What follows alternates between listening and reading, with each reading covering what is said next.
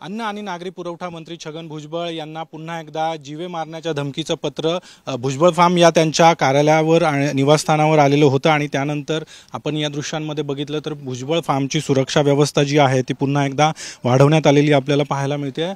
भुजबळ फार्मच्या गेटवर पोलिसांचा तगडा असा बंदोबस्त तैनात करण्यात आलेला आहे। त्यासोबतच राज्य राखीव दलाचे जवान देखील भुजबळ फार्मवर आता तैनात करण्यात आलेले आपल्याला पाहायला मिळतात।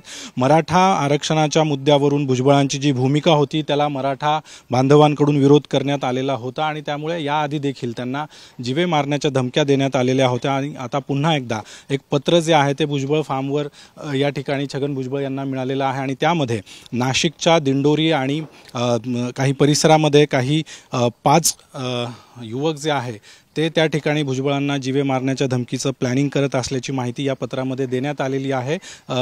त्यामुळे भुजबळ यांनी आपल्या सुरक्षेची आपल्या जीवाची काळजी घ्यावी असा उल्लेख देखील त्या पत्रामध्ये करण्यात आलेला आहे आणि त्यानंतर आता या ठिकाणी भुजबळ फार्मवर पोलिसांची सुरक्षा व्यवस्था जी आहे ती आणखी मोठ्या प्रमाणात वाढवण्यात आलेली आहे। कडेकोट असा बंदोबस्त जो आहे तो भुजबळांच्या निवासस्थानाला देण्यात आला आहे।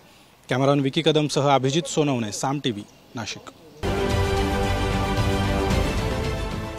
देश विदेशातील प्रत्येक घडामोडींचे लाईव्ह अपडेट मिळवण्यासाठी आता साम टीव्हीच्या सर्व सोशल मीडिया प्लॅटफॉर्मला लाईक, फॉलो आणि सबस्क्राईब करा।